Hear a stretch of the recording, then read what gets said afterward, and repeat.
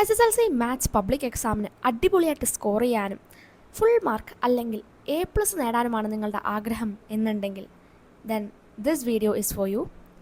Skip ചെയ്യാണ്ട് ഈ video ഫുള്ളായിട്ടിരുന്ന് കാണാൻ ശ്രമിക്കുക. ഞാനിതിൽ ഒരുപാട് പോയിൻറ്സും പിന്നെ എങ്ങനെയാണ് പഠിക്കേണ്ട സ്ട്രാറ്റജീസും ഒക്കെ ഞാനിതിൽ പറയുന്നുണ്ട്. So welcome to the video. Maths എന്ന് പറയുമ്പോൾ പലർക്കും കുറച്ച് ടഫായിട്ടുള്ള അല്ലെങ്കിൽ കുറച്ച് വീക്കായിട്ടുള്ള ഒരു സബ്ജക്റ്റ് ആയിരിക്കും. പക്ഷേ പഠിക്കേണ്ട ഒരു സ്ട്രാറ്റജി കിട്ടിക്കഴിഞ്ഞാൽ ഇത്രയും ഈസി ആയിട്ടുള്ളൊരു സബ്ജക്റ്റ് വേറെ ഇല്ല എന്ന് ഞാൻ പറയും.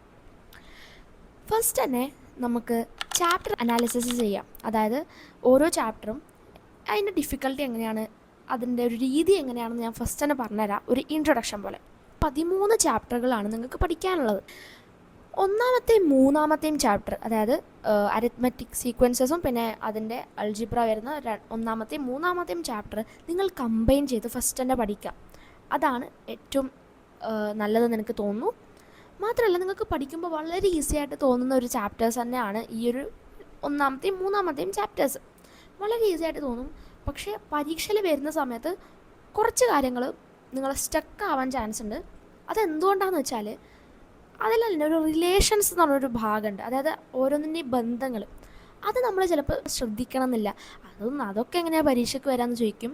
പക്ഷേ അത് ക്വസ്റ്റ്യൻസിൽ നമുക്ക് ആ ഒരു അറിവുണ്ടെങ്കിൽ മാത്രമേ ആ ഒരു ക്വസ്റ്റ്യൻസ് നമുക്ക് ചെയ്യാനായിട്ട് പറ്റുള്ളൂ. അപ്പോൾ ഈ ഒന്നാമത്തെയും മൂന്നാമത്തെയും ചാപ്റ്ററിനെ തള്ളിക്കളയാനൊന്നും പാടില്ല. അതിനെ ഫസ്റ്റ് തന്നെ കണ്ട് അത് ഭയങ്കര ഈസിയാണെന്ന് വിചാരിച്ചിട്ട് ഒന്നും പഠിക്കാതിരിക്കരുത്.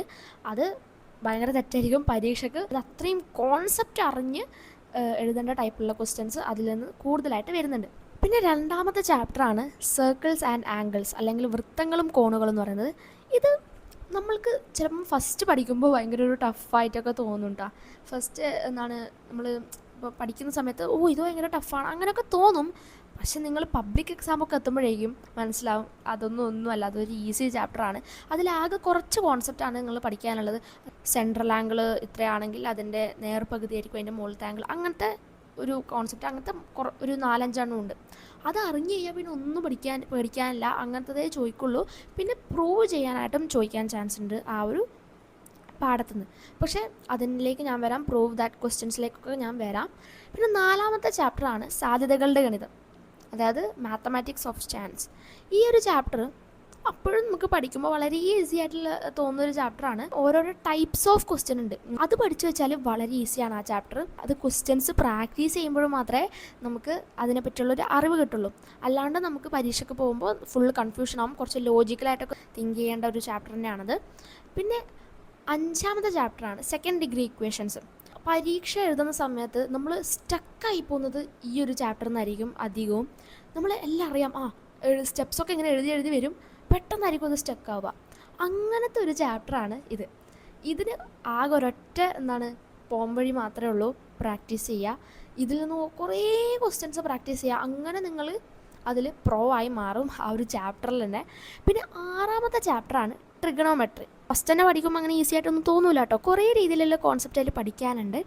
പക്ഷേ ഓരോരോ ടൈപ്പ് ഓഫ് ക്വസ്റ്റ്യൻ ഉണ്ട്. ഇപ്പോൾ നിങ്ങൾക്ക് ഏറ്റവും കൂടുതൽ മാർക്കിന് ചോദിക്കുന്ന ട്രിഗണോമെട്രിയിൽ ഒരു ക്വസ്റ്റ്യൻ ഉണ്ട്, ഒരു വലിയൊരു ക്വസ്റ്റ്യൻ. അതിൽ ഒരു ഏകദേശ ചിത്രം വരയ്ക്കാനൊക്കെ ഉള്ളത്. അപ്പോൾ അതിൽ തന്നെ 2-3 ടൈപ്പ് ക്വസ്റ്റ്യൻ ഉണ്ട്. ഒരു ഇലക്ട്രിക് തൂണിൻ്റെതൊക്കെ, അല്ലെങ്കിൽ വേറൊരു ടൈപ്പ്. അതിനൊക്കെ ഓരോരോ സ്റ്റെപ്പുകളുണ്ട്, ഓരോരോ ടൈപ്സ് ഓഫ് ക്വസ്റ്റ്യൻ ഉണ്ട്. അത് എനിക്ക് എങ്ങനെയാണ് പറഞ്ഞു തരേണ്ടതെന്ന് മനസ്സിലാവില്ല. ഇതൊക്കെ നിങ്ങൾക്ക് മനസ്സിലാവണമെന്നുണ്ടെങ്കിൽ നിങ്ങൾ ആ ക്വസ്റ്റ്യൻസൊക്കെ ഒന്ന് ചെയ്ത് നോക്കണം. അതങ്ങനെ ചെയ്ത് പ്രാക്ടീസ് ചെയ്ത് വന്നാൽ മാത്രമേ നിങ്ങൾക്കത് മനസ്സിലാവുള്ളൂ. അത് ക്ലിക്കായി കഴിഞ്ഞാൽ, അതായത് ഒരു ക്വസ്റ്റ്യൻ്റെ ഇത് വായിക്കുമ്പോൾ തന്നെ ഇത് ആ ഒരു ടൈപ്പാണ് എന്ന് നിങ്ങൾക്ക് മനസ്സിലാവണം. അത് മനസ്സിലായി കഴിഞ്ഞാലല്ലേ പിന്നെ നിങ്ങൾക്ക് ഒന്നും പേടിക്കാനില്ല. അത്രക്കും ക്വസ്റ്റ്യൻസ് പ്രാക്ടീസ് ചെയ്യുക. എക്സാമിൽ ഏറ്റവും ഈസി ആയിട്ട് തോന്നുന്ന ക്വസ്റ്റ്യൻസ് നിങ്ങൾക്ക് ചിലപ്പോൾ അതായിരിക്കും. ട്രിഗണോമെട്രിയിൽ നിന്നും വേറെയും പല ടൈപ്പുള്ള ക്വസ്റ്റ്യൻ ഉണ്ട്. അതായത് ഫസ്റ്റ് നിങ്ങൾ പഠിക്കുന്ന കുറേ കാര്യങ്ങളൊക്കെ ഉണ്ട്. അത് കുറച്ച് പ്രാക്ടീസ് ചെയ്താൽ മാത്രമേ കുറച്ചൊക്കെ ഓർമ്മ നിൽക്കുള്ളൂ. കോൺസെപ്റ്റൊക്കെ കാര്യങ്ങളൊക്കെ ഉണ്ട്. അപ്പം അത് മനസ്സിലാക്കണം. അത് നിങ്ങൾക്ക് പഠിക്കാൻ സമയമുണ്ട്. നിങ്ങൾ വെറുതെ ഇരിക്കരുത്, നിങ്ങൾ പഠിക്കണം.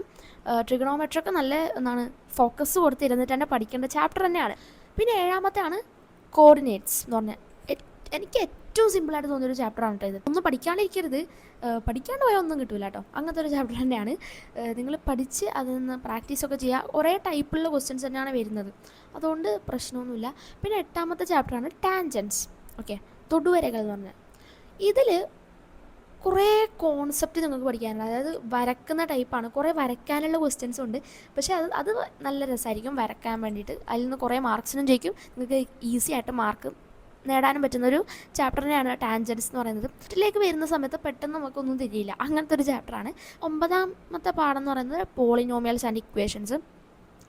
ഇതും ഒരുപാട് പ്രാക്ടീസ് വേണ്ട ഒരു ചാപ്റ്ററായിട്ട് എനിക്ക് തോന്നിയിട്ടുണ്ട്. അതായത് കുറേ കാര്യങ്ങളുണ്ട്. അതായത് ആ ഒരു ക്ലിക്ക് കിട്ടിക്കഴിഞ്ഞാൽ നല്ലൊരു ചാപ്റ്ററാണിത്. പക്ഷേ എന്നാലും കുറച്ചൊരു സമയമൊക്കെ എടുത്തിട്ട് ചെയ്യേണ്ട പഠിക്കേണ്ട ഒരു ചാപ്റ്റർ തന്നെയാണ്. ഫസ്റ്റ് തന്നെ കുറച്ച് കൺഫ്യൂഷനൊക്കെ വരും, പക്ഷേ പിന്നെ എല്ലാം ശരിയാവും കേട്ടോ. 10ാമത്തെ ചാപ്റ്റർ എന്ന് പറഞ്ഞാൽ സർക്കിൾസ് ആൻഡ് ലൈൻസ്. ഇതും നല്ല രസകരമായിട്ട് പഠിക്കാൻ പറ്റുന്നൊരു ചാപ്റ്ററാണ്, അടിപൊളി ചാപ്റ്ററാണ്. അതിൽ നിന്ന് ആകെ 2-3 ടൈപ്പുള്ള ക്വസ്റ്റ്യനാണ് വരിക. വരയ്ക്കാനുള്ള ചിലപ്പോൾ വരും, പിന്നെ വേറൊരു ടൈപ്പ് ക്വസ്റ്റ്യൻ. അത് നിങ്ങൾക്ക് മനസ്സിലാവും, ഓരോരോ ടൈപ്പ് ഉണ്ട്, അത് നിങ്ങൾക്ക് മനസ്സിലാവും. ഏത് വന്നാലും നമുക്ക് ചെയ്യാൻ പറ്റുന്ന ഒരു ടൈപ്പാണ്. അതിൽ കുറച്ച് ഇക്വേഷൻസ് പഠിക്കാൻ, പക്ഷേ അത് പഠിച്ചാൽ തന്നെ അടിപൊളി ചാപ്റ്ററാണ്. 11ാമത്തെ ചാപ്റ്ററായ ജിയോമെട്രി ആൻഡ് അൽജിബ്ര. പിന്നെ 12ാമത്തെ ചാപ്റ്ററും സോളിഡ്സും. അതായത് നമ്മൾ കുറച്ച് ടഫിലേക്ക് വരാൻ പോവുകയാണ്. ജിയോമെട്രി ആൻഡ് അൽജിബ്ര എന്ന് പറയുമ്പം എനിക്ക് പേഴ്സണലി കുറച്ചൊരു ടഫായിട്ട്, അതായത് ഒരു 4 മണിക്കൂറിൻ്റെ ഒരു ലൈവ് ഉണ്ട് സൈലത്തിൻ്റെ. അത് ഞാൻ ഒരു പ്രാവശ്യം കണ്ടു, അതിൻ്റെ ക്വസ്റ്റ്യൻസൊക്കെ ചെയ്തു, അടിപൊളി. പിന്നെ 2-3-4-5 ദിവസമൊക്കെ കഴിഞ്ഞ് നോക്കുമ്പോഴത്തേക്ക് പിന്നെ ആ ക്വസ്റ്റ്യൻസ് കാണുമ്പോൾ ഒന്നും ഇങ്ങനെ ഓർമ്മയില്ലാത്ത പോലെ തോന്നും. അങ്ങനെ ഞാൻ പബ്ലിക് എക്സാമൊക്കെ ആകുമ്പോഴേക്കും ആ ഒരു ലൈവ് തന്നെ ഞാൻ 4 പ്രാവശ്യം കണ്ടിട്ടുണ്ടാവും. അതായത് വേറെ വേറെ സമയങ്ങളിലായിട്ട് ഞാൻ 4 പ്രാവശ്യം ആ ലൈവ് ഇരുന്ന് കണ്ടിട്ടുണ്ടാവും. അത്രക്കും എനിക്ക് ഇഷ്ടമാണ് അതിലത്തെ കണക്ക് ചെയ്യാനായിട്ട്. പക്ഷേ ഞാൻ ഇങ്ങനെ കുറേ എക്സ്പെക്റ്റ് ചെയ്തു അതിൽ നിന്ന് ഫൂസാർ എന്തൊക്കെയോ ക്വസ്റ്റ്യൻസ് ചെയ്യുന്നുണ്ട് ആ ഒരു ലൈവിൽ. അപ്പോൾ ഞാൻ വിചാരിച്ചു ഇങ്ങനത്തൊക്കെ പബ്ലിക് എക്സാമിന് വരും എന്നൊക്കെ വിചാരിച്ചു ഞാനങ്ങനെ അതിൽ പ്രോ ആയി മാറിയിട്ടുണ്ടായിരുന്നു ആ ഒരു ചാപ്റ്ററിൽ. പക്ഷേ പബ്ലിക് എക്സാമിന് ഡയറക്റ്റ് ആയിട്ടുള്ള ക്വസ്റ്റ്യൻസാണ് പബ്ലിക് എക്സാമിന് ചോദിച്ചത്. അതുകൊണ്ട് അതിൻ്റെ ഓരോ എന്ന് പറഞ്ഞിട്ട് ഇതിൻ്റെ സ്ലോപ്പ് എത്ര, പിന്നെ അതിൻ്റെ ഇക്വേഷൻ എന്താണ്, അങ്ങനെയൊക്കെ ഉള്ളത്. അപ്പോൾ ഇങ്ങനെയാണ്, ഇതിനാണ് ഞാൻ പഠിച്ചത് എന്നുള്ളൊരു രീതിയായിരുന്നു. പക്ഷേ അടിപൊളി ചാപ്റ്ററാണ്. കുറച്ച് ക്ലിക്കാവണമെങ്കിൽ കുറച്ചൊരു സമയം എടുക്കും. ഇതെൻ്റെ കാര്യമാണ് കേട്ടോ പറയുന്നത്. ചിലപ്പം ചിലർക്കൊക്കെ നല്ല അടിപൊളി ചാപ്റ്റർ ആയിരിക്കും, പക്ഷേ എനിക്കും ഭയങ്കര ഇഷ്ടമുള്ളൊരു ചാപ്റ്ററായിരുന്നു. അതിൽ നിന്ന് എന്തൊക്കെയോ ടൈപ്പ് ക്വസ്റ്റ്യൻസ് ചെയ്യുന്നുണ്ട്. അതായത് നിങ്ങൾ ഫുസാറിൻ്റെ ആ ഒരു ലൈവ് ഉണ്ട്, ഒരു 4 മണിക്കൂറിൻ്റെ ഒരു ലൈവ്, അതിരുന്ന് കാണാം. സൂപ്പർ സാധനമാണിത്. ഇതാണ് സോളിഡ്സ് എന്ന് പറയുന്ന ചാപ്റ്റർ. പലരും ഇത് ഭയങ്കര ടഫാണ്, എനിക്കൊന്നും കിട്ടുന്നില്ല, അങ്ങനത്തെ ഒരു രീതിയാണ് ഇത് പറയാറുള്ളത്. പക്ഷേ അതിൽ ഞാൻ പറയട്ടെ, എക്സാമിന് ചോദിക്കുന്ന കുറച്ച് ടൈപ്സ് ഓഫ് ക്വസ്റ്റ്യൻ ഉണ്ട്. ഞാൻ ടൈപ്സ് എന്ന് പറയുമ്പോൾ നമുക്ക് മനസ്സിലാവുന്നുണ്ടോ അറിയില്ല. അതായത് ഓരോരോ രീതിയിലുണ്ട്. ആ രീതി ഒരു ക്വസ്റ്റ്യൻ വായിക്കുമ്പോൾ തന്നെ ഇത് ഈ രീതിയാണ് എന്ന് നമുക്ക് മനസ്സിലാവും. അതായത് ഒരു ടൈപ്പ് ഉണ്ട്. അതായത് നമ്മൾ ഒരു സിലിണ്ടർ ഉണ്ട്, അതിനെ ഉരുക്കിയിട്ട് നമ്മൾ കുറേ ബോളുകളാക്കി. ബോൾ എന്ന് പറയുമ്പോൾ അതിനെന്താ ശരിക്കും ഗോളം ഓക്കെ, ചെറിയ ഗോളങ്ങളാക്കി. അത് വരുമ്പോൾ നമ്മൾ വേറൊരു രീതിയിലാണ് ആ കണക്ക് ചെയ്യേണ്ടത്.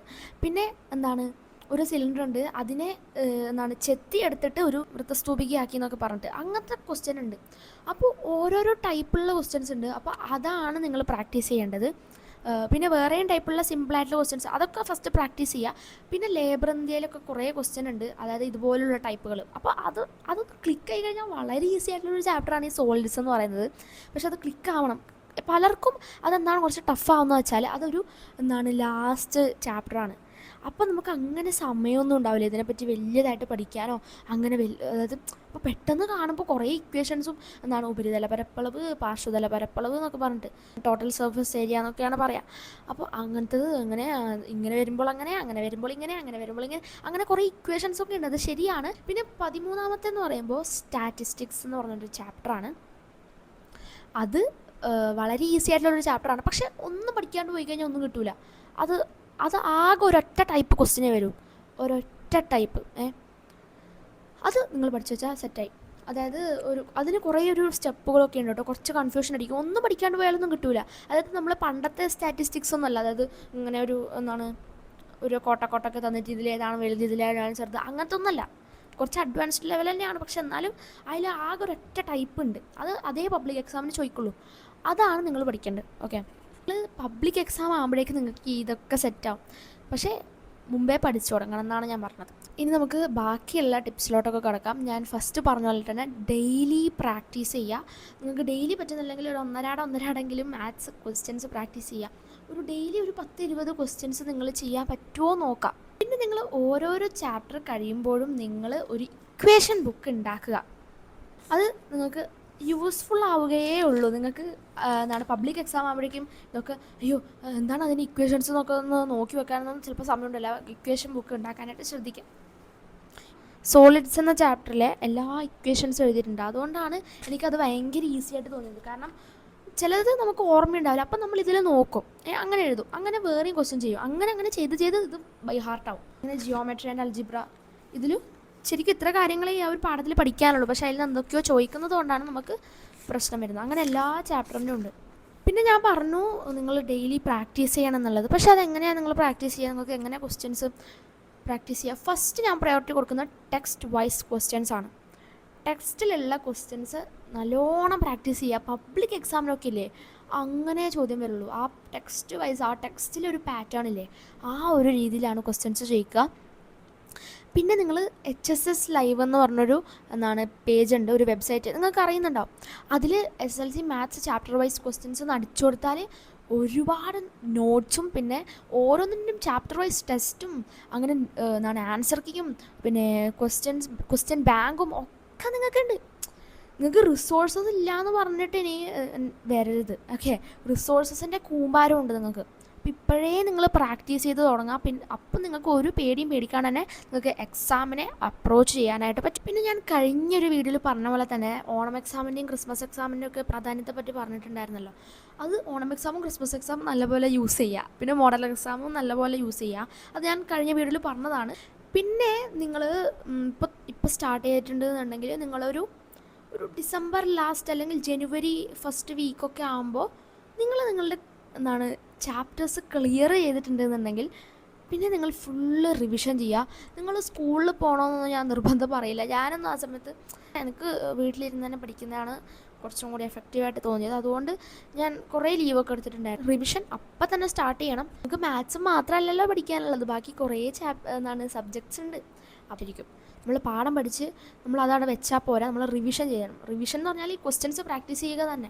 പിന്നെ കുറേ ആൾക്ക് ഇനി വരാൻ പോകുന്നൊരു പ്രശ്നമാണ് പ്രൂവ് ദാറ്റ് ക്വസ്റ്റ്യൻസ്.